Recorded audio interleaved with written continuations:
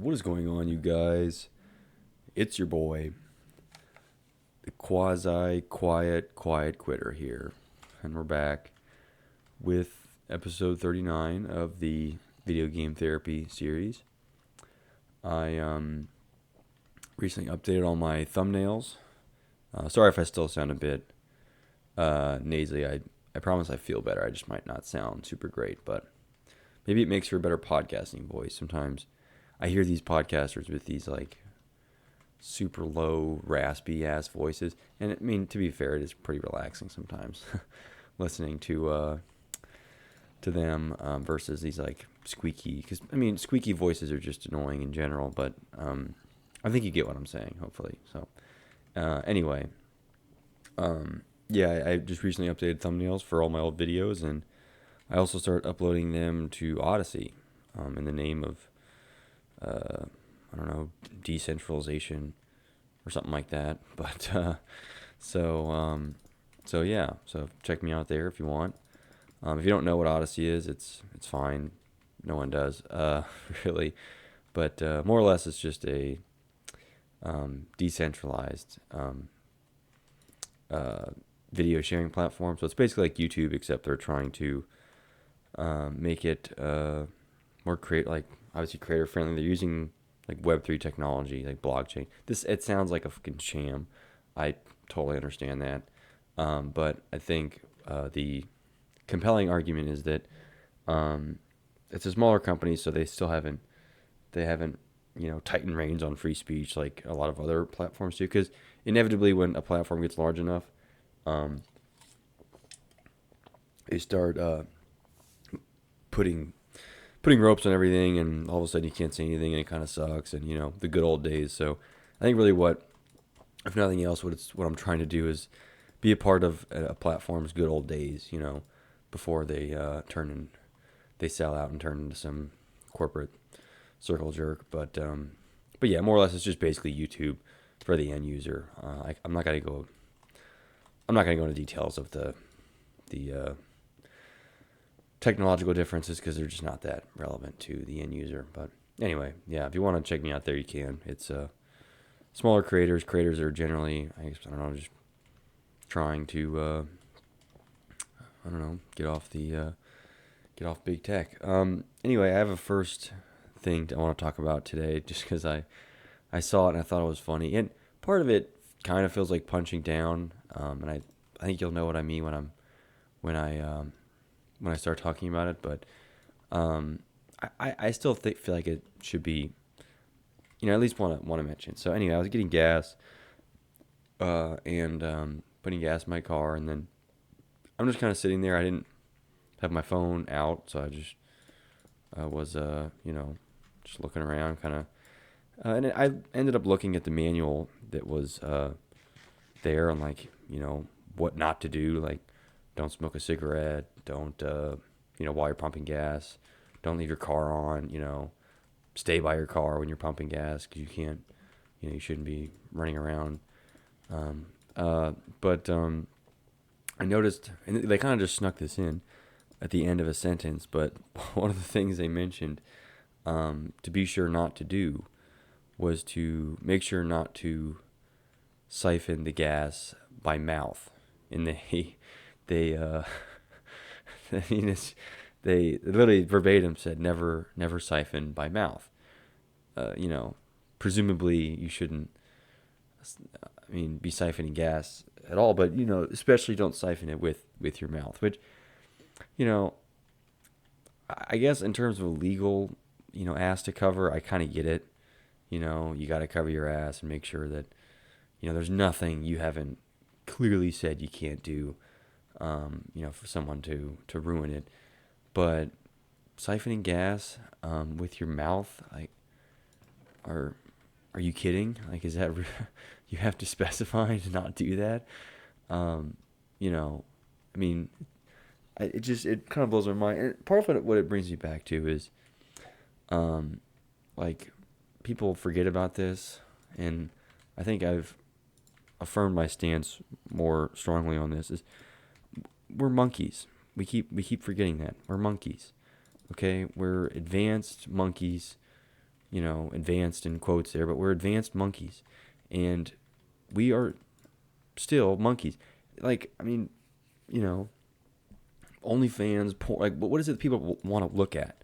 Stuff that monkeys would probably want to look at. You know what I mean? Like, we're monkeys. So, the idea that any of these societal, like, constructs, I hate saying it like that, but any of these societal rules or constructs are these, inbuilt, powerful, made of titanium laws that are, no, we're fucking monkeys ordering other monkeys what to do.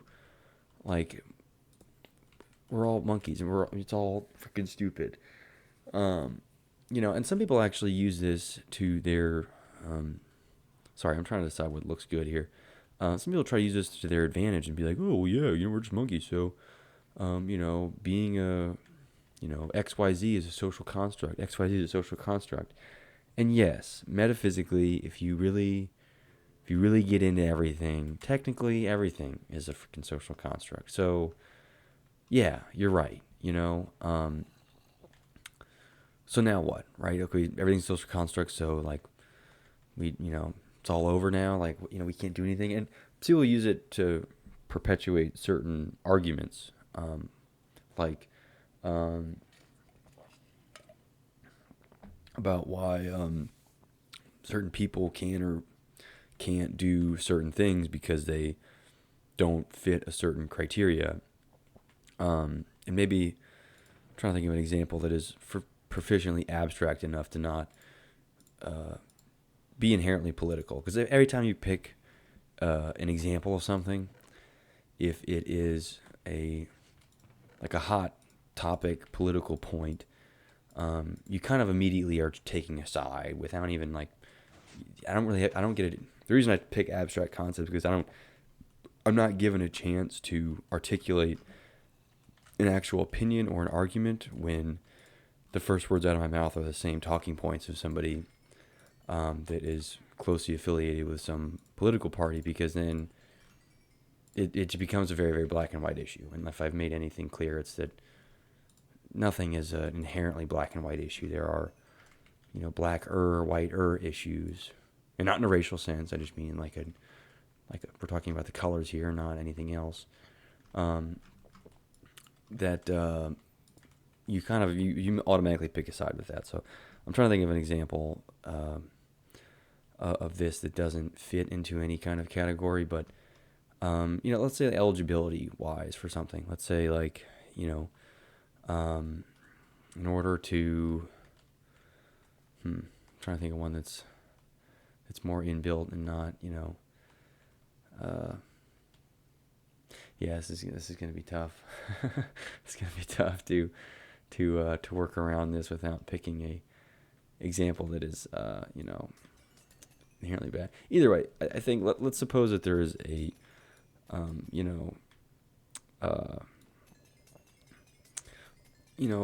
there's a competition, right? And you have to be a monkey or not. Let's say monkey. You have to be a squirrel in order to participate in the activity. Okay, so if you're not a squirrel, you're not allowed to participate. And again, it gets very metaphysical, so it gets annoying. You could say, well, what is a squirrel? Okay, well, we could describe it physically. Okay, it has 4 legs. It's got some hair on its body. It, has teeth. It has a certain number of fingers and toes. It's like 3 or 4. I don't even know. I don't know what the anatomy of a squirrel is. Either way, but if you're not a squirrel, you can't really participate. That's just the way it is. It's unfortunate. I'm sorry. Sorry, let me put this stuff away. But then you could make the argument, be like, well, we've just created a construct for what a squirrel is. Like we have decided what a squirrel is based off of our repeated observation scientifically, what it is that we define as a squirrel. And if something does not meet that criteria, then we can't consider it a squirrel, which is fair. But I think if you're someone who's like, let's say you're, a raccoon, and they say, hey, buddy, you can't participate because you're a raccoon, as we see it, and you're not a squirrel. And the raccoon's like, dude, no, I I am a squirrel. And they're like, well, I mean, but there's different. You meet different physical criteria than you are that I'm able to observe. And they say, okay, fine. So then the raccoon goes, and then I guess the raccoon like shrinks himself, okay, and makes himself look like a squirrel. And then he comes back and he says, oh, well, now can I participate? And then it kind of arises a question. It's like, okay, well, it was a raccoon, okay, but now it's a squirrel. But it looks like a squirrel. So, I mean, I guess in terms of our physical, like, checks, it's got the teeth, it's got the right, he did all the right, modifications to himself to become a squirrel. So, should we let him participate? I don't know.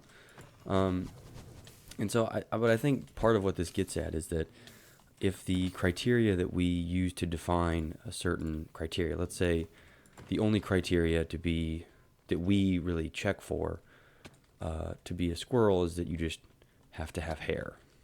Okay, well, I mean, anyone with any sense would be like, well, it's a pretty stupid criteria, But suppose, just as an example, that was the only real criteria we were checking for was that, do you have hair? Okay, then you're a squirrel, and you're allowed to participate. And that's fine, but, then, like, bears could participate in something. Let's say it was an Olympics for squirrels, and the squirrels had to pick something up, right? But then, since the only criteria is that it has to have hair, a bear participates, and it's easy for the bear to pick anything up because it's like 1,000 times bigger than the squirrel. And so the bear just wins everything. And so it's like, okay, well, I mean, that in that example, that's not really fair. So then it kind of becomes, all right, well, then how granularly do we have to define what a squirrel is, right? Okay, clearly we just made it, the rule we made it was that, it just had to have hair. And now we have to adjust that because it's, somebody just kind of ruined it and abused the system because this bear came in and just made it really, not really fun. And so I think in some contexts, it's totally okay to, for the bear to pretend to be a squirrel. I think like if the competition wasn't like picking up the largest item, I don't let the bear be a squirrel. Like, who does it matter? I mean, again, we've defined that they're arbitrarily defined ideas. They don't really. I mean, who decides what a squirrel is? We made it up, right? And in this instance, we just said anything that had hair. And so unless there's a specific scenario in which we have to strictly classify what's a squirrel and what's not, it doesn't really matter what,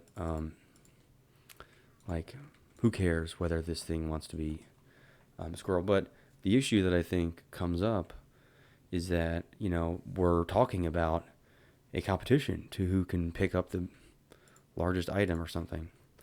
Then it actually becomes more important what our socially defined ideas about things are. To whereas normally, like I say, in many circumstances, it doesn't matter whether what we say a squirrel is or what we say a bear. It doesn't matter because we're not. It doesn't like who again. It's arbitrarily. It's socially defined. It's a social construct. But if a thing is picking up the largest item, bears are huge. Like that's not. I mean, and I don't even think there's an example where a bear is larger than a squirrel, or a squirrel's larger than a bear. It's not. But either way, I think you can get to the point I'm getting at. I think in many scenarios it does not matter, and we can use this argument of it's a social construct to say, hey, yeah, it really doesn't matter. Like this, potato, squirrel, bear, has hair, doesn't have hair, whatever.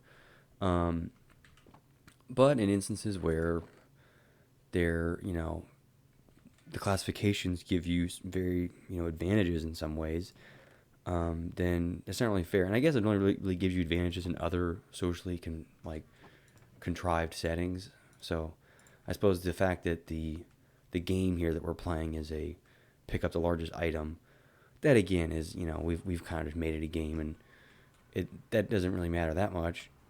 It depends on really how serious people take that. So I think you can understand people's frustration if they, I don't know if there was a game where they, bears were taking over the squirrels game, because they didn't define what a squirrel is very, very, specifically. So I think at a larger view, really what I'm saying here, and what kind of the argument I'm making is, I'm not even making an argument really. I'm just talking about the idea of social constructs and how they can function. Because I think some people seem to get the wrong idea about, like, just because something is a social construct doesn't mean that it, therefore it's like, oh, okay, then, doesn't matter ever. Like, social constructs are never important.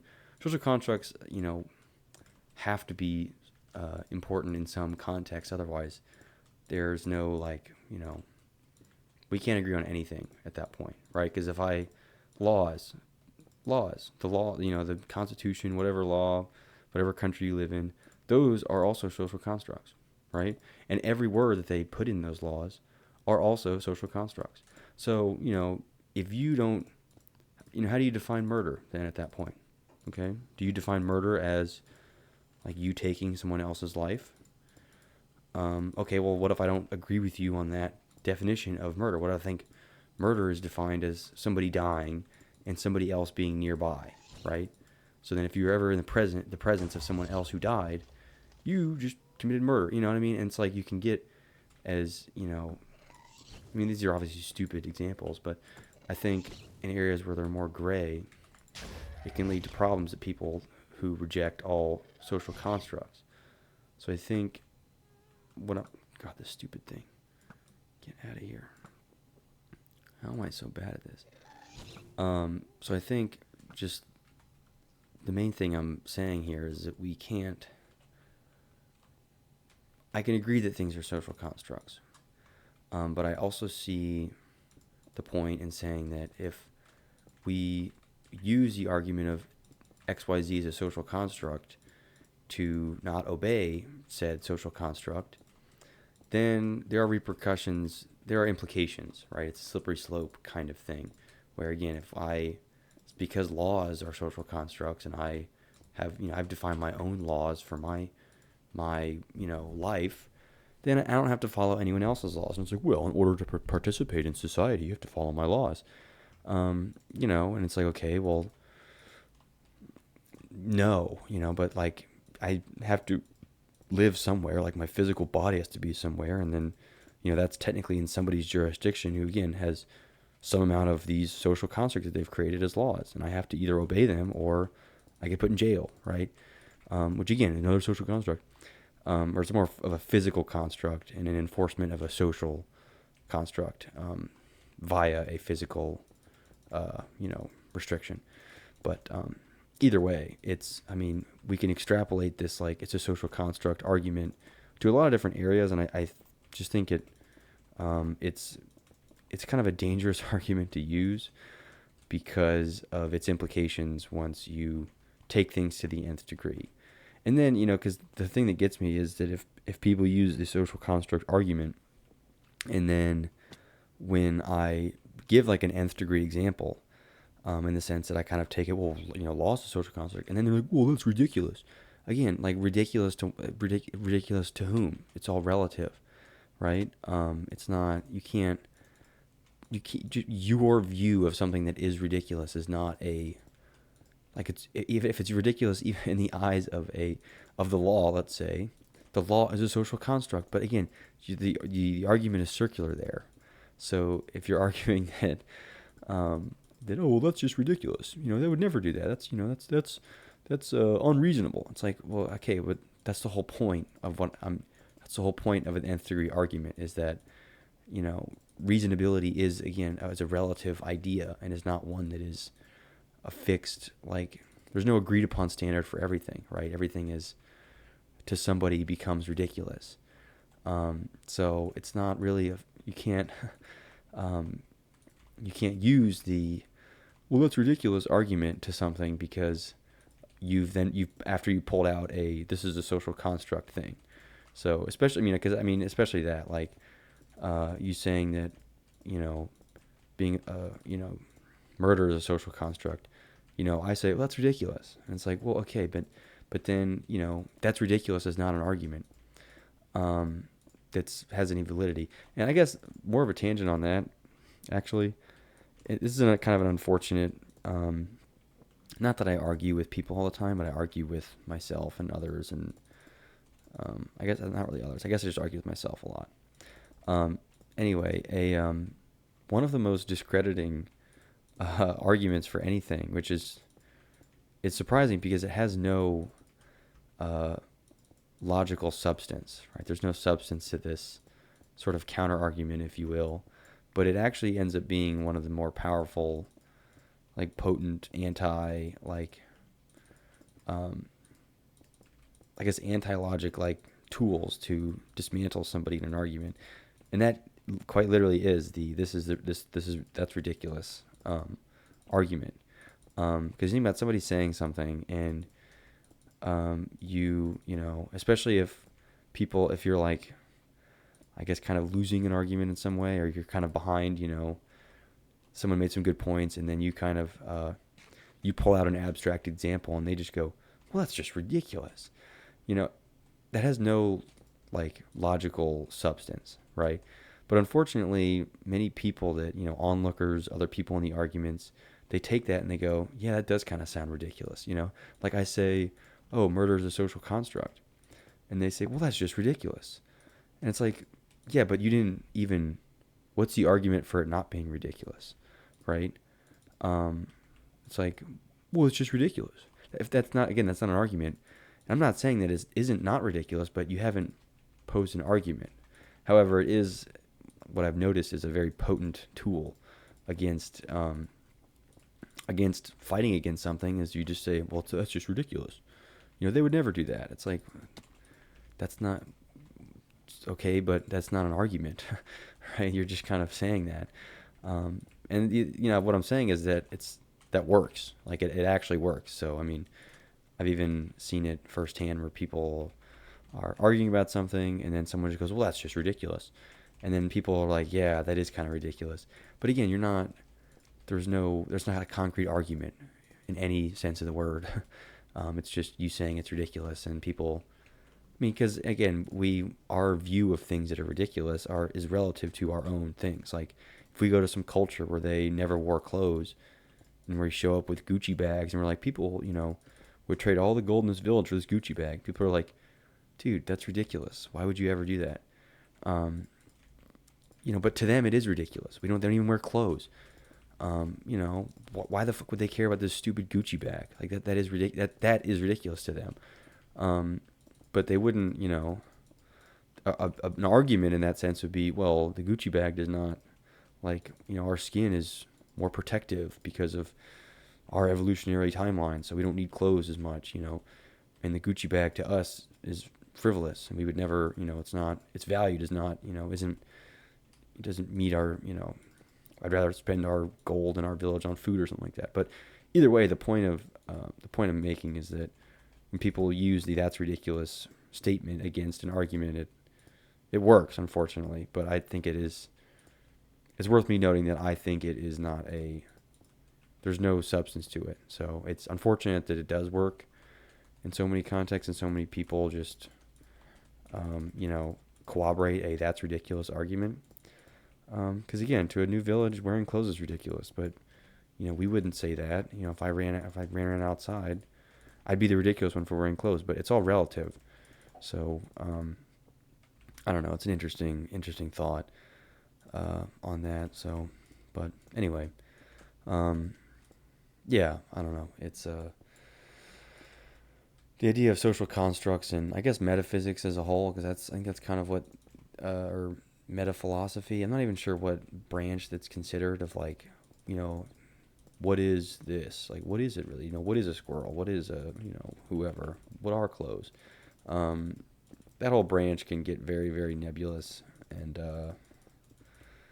is often are just a rabbit hole that you don't never really go anywhere down. But anyway, that's my thoughts on that. So, if you're ever talking to someone and they, try to, if you're stuck, actually, if you're losing, just use a that's ridiculous argument and, try to get them to use an abstract example. I guess the real last thing I'll say about this, the unfortunate part about a that's ridiculous example is that people that use that's ridiculous example are often the ones that don't use the abstract examples. So, for example, I came up with that squirrel example, or I could come up with the village where they don't wear clothes. And, you could say, well, there's no villages that wear clothes. It's not a realistic thing. But people that don't think abstractly and use abstract examples are often the ones that the first thing they go to is, well, that's ridiculous. But that, to an abstract person, nothing is ridiculous. Again, I just use the example of like murder being a social construct. Yeah, it is ridiculous, like in a social context, right? Like in a conversation with someone I'm meeting for the first time, I'm not gonna, oh yeah, murder is a social construct. He'd be like, dude, get the fuck away from me. But I think if we're making an abstract argument, there's no off limits in terms of what of what is what questions can be posed, right? I think that's where it gets really annoying to argue with someone who's incapable of thinking abstractly, because their arguments are that's ridiculous. So I don't know. I guess it really is like it is the kryptonite to abstract arguments, because it's people just say it's ridiculous. That's never how it would work. That's not realistic. It's all really means the same thing. It's like, look, we're not talking about that. We're talking, we're speaking abstractly. Of course it's ridiculous that I define murder as a social construct. That's absurd, but that's not an argument. You have to run with the examples. So I don't know, but anyway, yeah, this all began with the never siphon by mouth. So I suppose I remember that we are all monkeys, but we have to agree on some nature of monkeyhood and some lack of monkeyhood, and what's a human, what's not. Because even again, we bring technology into it. If we define a human as someone who is able to recite the Lord's Prayer and tie their shoes, okay, again, ridiculous criteria. Boom, there's that robot from the Boston Dynamics group that can tie their shoes, and I'm sure you could link up, Siri and ChatGPT for that thing to say, the Lord's Prayer. Then boom, that thing is considered human.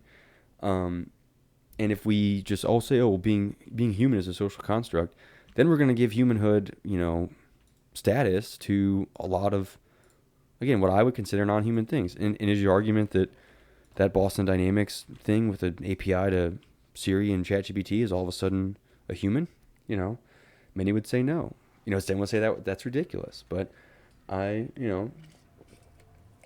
it's my opinion and view that I do not define a human as someone that can recite the Lord's Prayer and tie their shoes.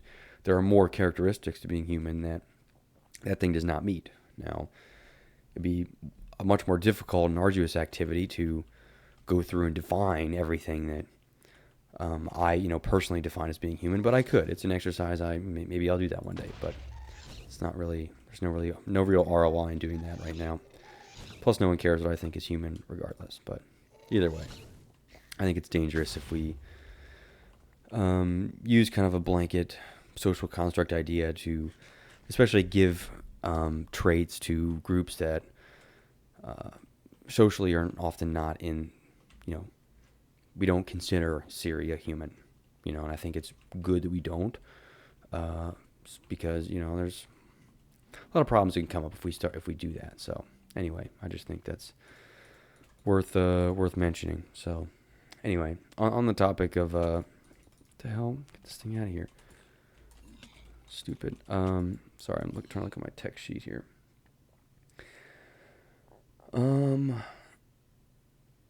Yeah, I've been thinking about I guess this is on the topic because we're talking about social constructs. Um, the sorry, I'm drinking a beverage here. The idea of like the social game or the Matrix. I hate when people are like, "Oh, it's the Matrix." I guess to be fair, I watched the Matrix for the first time, and it is kind of a fitting way of saying like, playing the corporate game as being in or out of the Matrix. And I think the part they miss is that you can be aware of the social game and still be play it. Like whoever the character was that ended up ratting out the main character in the movie that and ended up just he didn't care if he was in the Matrix. He just wanted to enjoy himself, and I think people are allowed to take that stance. I don't think it's up to everybody to recognize the games that they play and decide they don't want to play them because that's not for everybody. I'd put myself more strongly on the side of ones that I'm not interested in playing the corporate game. People that put in these long hours at work and do all this other stuff, and they care about these titles and what I want to mention is the titles specifically, or even not even specifically, titles as a general way of describing the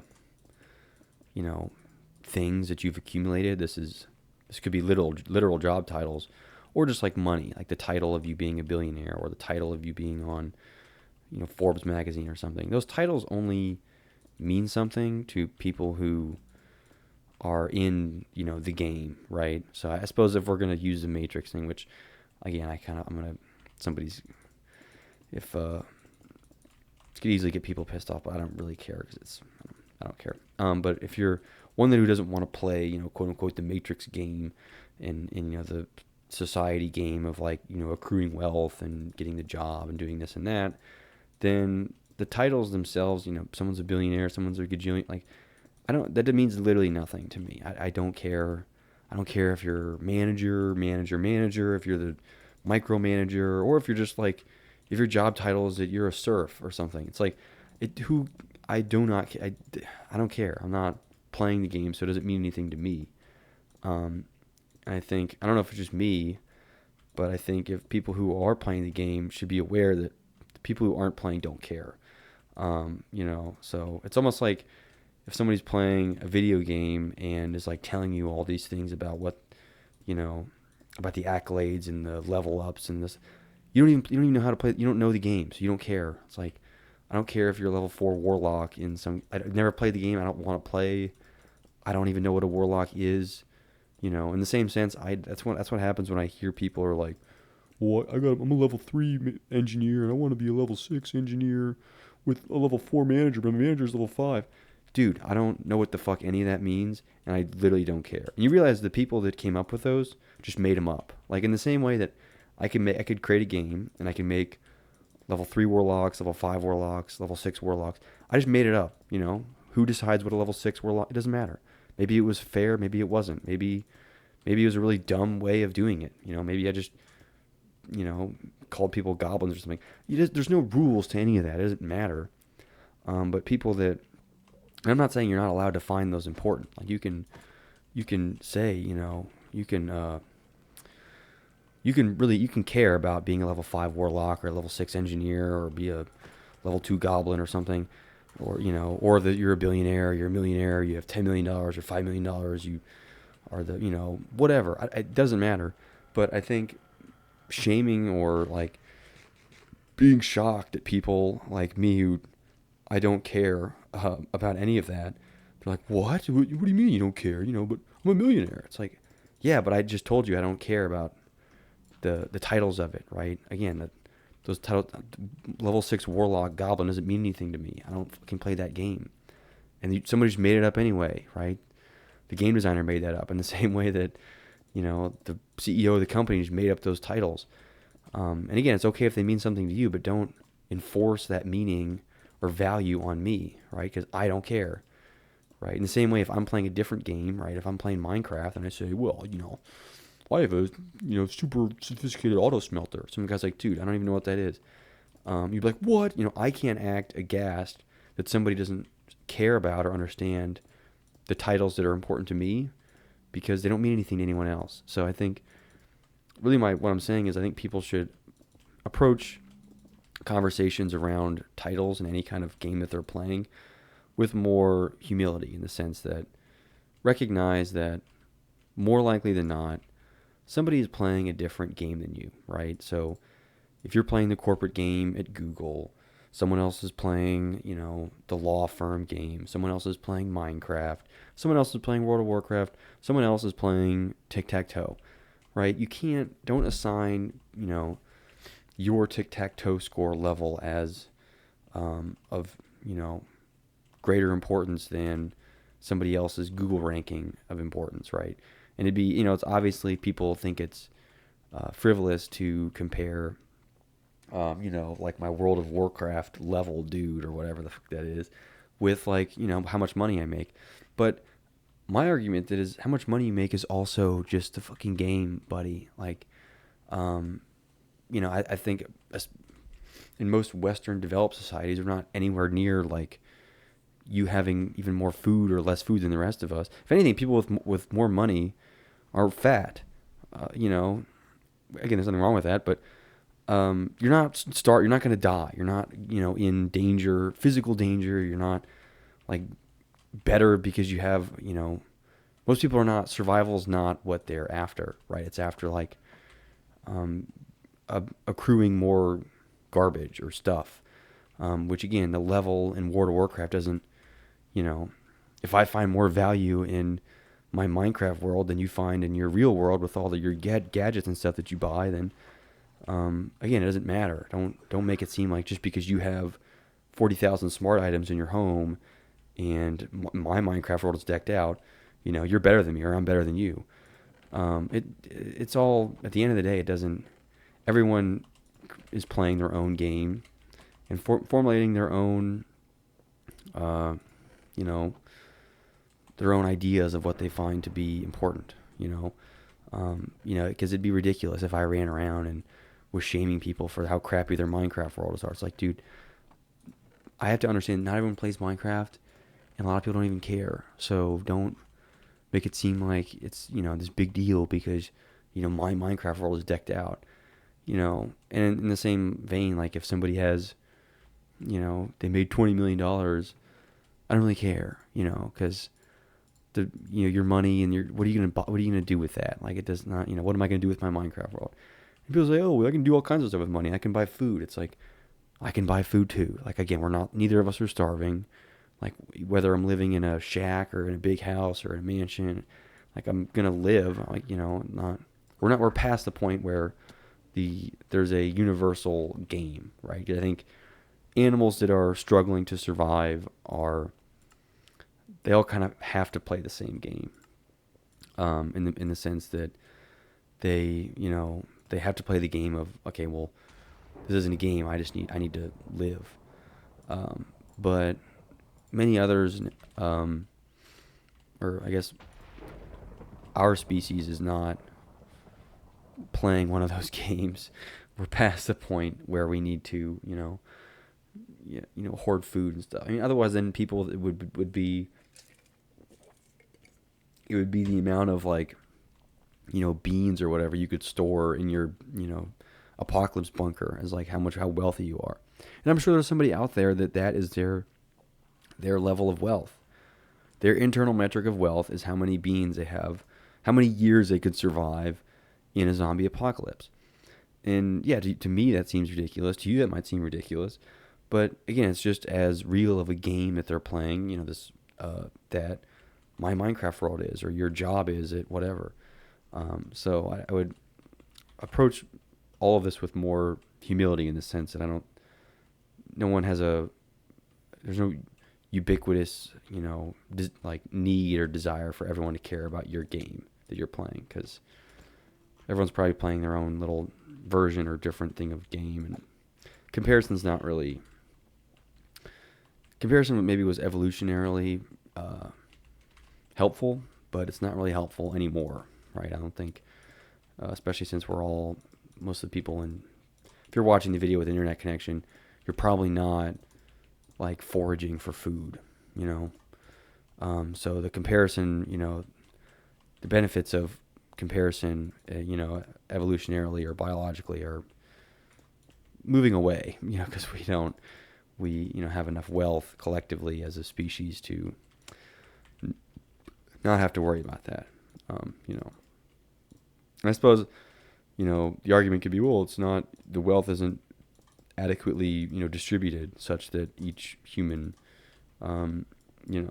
is like their main job is for everyone else to survive. And there's a whole other biological, like, evolution type argument to that where, like, is it good for people to, like, to what extent or should we, like, be battling against a Darwinist view of, like, the strong shall survive, right? Some people would argue that we still do that, and everyone, the strong still should survive, and people that, are dumb should not procreate or something like that. And there's people that have, like, maybe these eugenic style arguments, and I'm not saying that those are all ridiculous. I mean, obviously I'm not a proponent of eugenics outright. I think that, that is a little ridiculous, but there's kind of an argument to be made, in at least in hypothetical sense. I don't support any practical implementation of that, but I'm fine to argue about it. I think it's an interesting thing.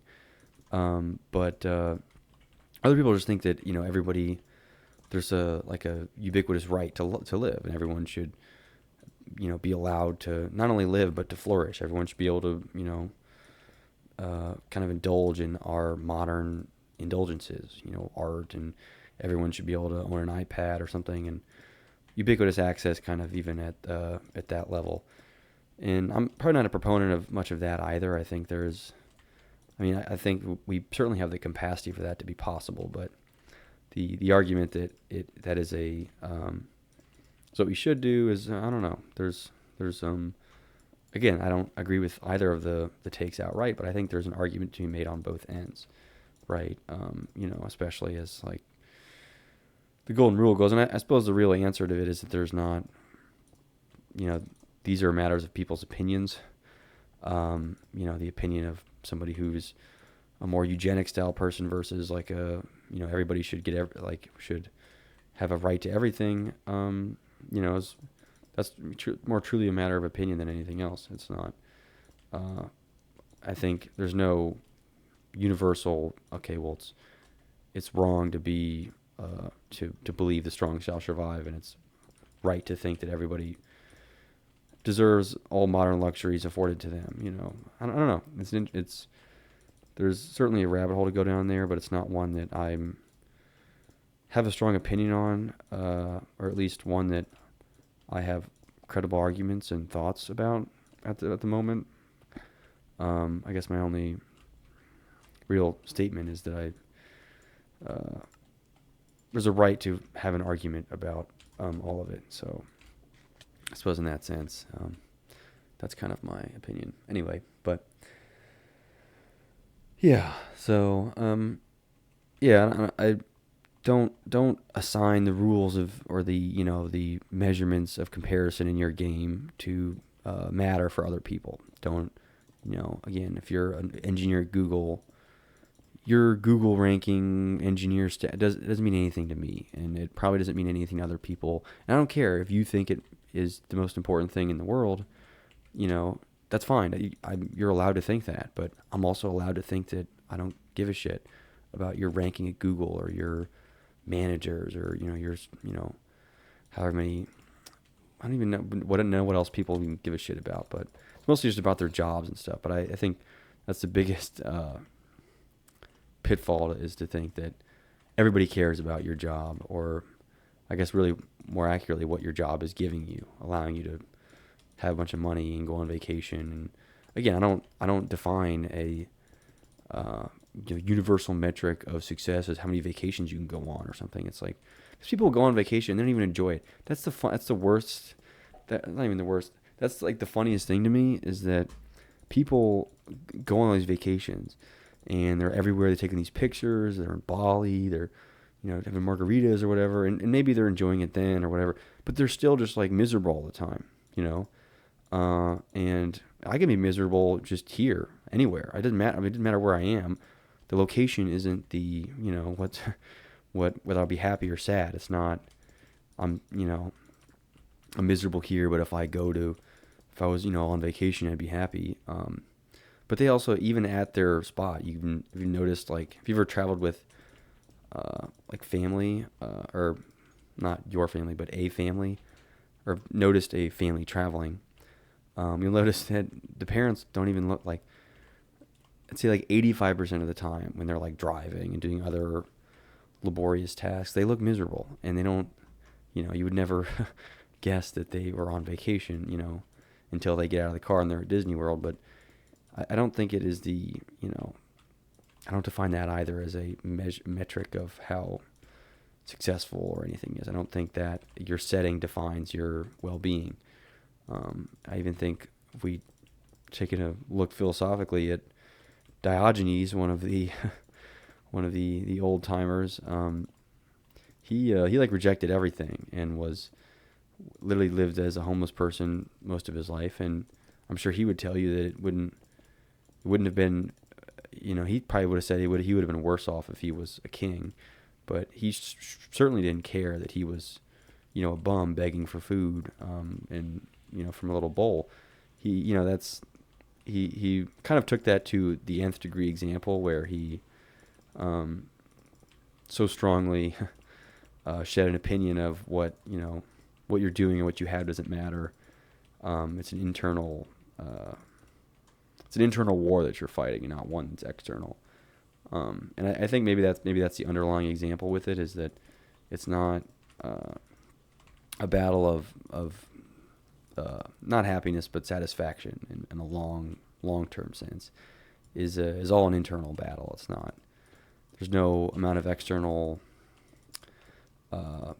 stimuli can move you around, right? Can shuffle you, I think, and in many ways it can blind you to think that you're happy or you're sad because of you're in Bali, you're happy, great, but you're still kind of missing. You're still not deeply satisfied, right?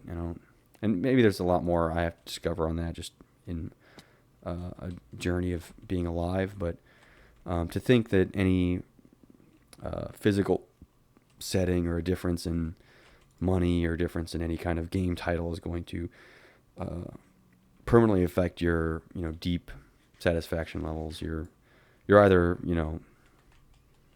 shallow, stupid, or you're not thinking about it correctly. I don't think that has anything to do with it. So doesn't mean you should renounce all of your worldly pleasures and do what Diogenes did. I don't think that is necessarily an appropriate response, or even, I mean, it may be appropriate, but it's not necessary. I think you can still indulge in modern luxuries and your affordances, and still approach things with that mindset, in the sense that it's not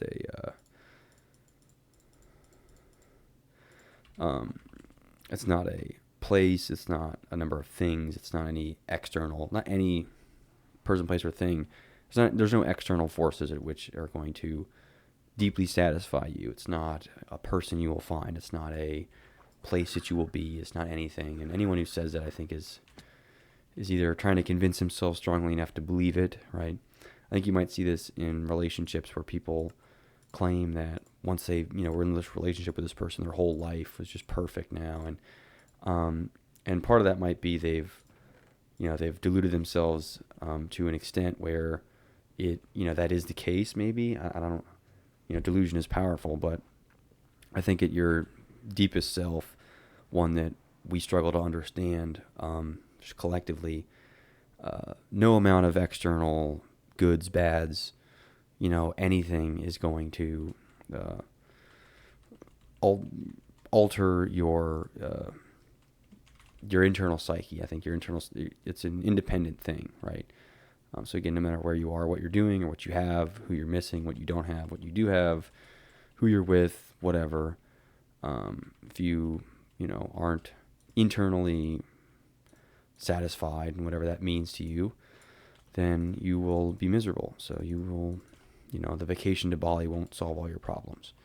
So I think sometimes it is better to not, have to try to use the excuse that you need a vacation to go to Bali to be happy. It's like there are deeper problems at play, right? So I think there's maybe negative triggers and certainly problems that people face and at least that they associate with places or things. So like I think going to an office and hating the office and hating everything there, that has repeatedly it has an internal effect on your psyche. So in some sense it is true that like if you go to your vacation to Bali, it will you'll feel better afterwards. And but I think that's more of a placebo in the sense that you've strongly deluded yourself into, and delusion I'm using kind of loosely there, into thinking that, this workplace is the source of all your torment. And now you're equally able to delude yourself into thinking that by leaving this workplace that you've convinced yourself is the reason for your suffering goes away. But my argument is that while I'm not denying the, relative truth of either of those in the sense that you're able to concoct those delusions, I don't think they solve a deeper issue with the sense that there's, your work is not fulfilling, your internal psyche is at odds with something, or what you're doing is wrong or illegal, or, you just whatever. But there's certainly a lot of power in people's interpretations on things and their delusions. Again, I'm using delusions very loosely, and I don't mean it in the sense that you're hallucinating or you have some disease. I think everybody has their own delusions, right? That everyone has their own versions of truths or their own versions of everything. And delusions are just manifestations of those truths in ways that, are not ubiquitous or applicable to others. So your delusions about a setting or certain place being good or bad and how that affects the rest of you is a powerful delusion. And I think an equally powerful one is one that undoes that. But, I guess for every delusion, there's an equal and opposite undelusion or whatever the opposite of that is. But anyway, enough about delusions. I'm probably delusional, period. Thanks for watching. I will see you guys next time. Peace out.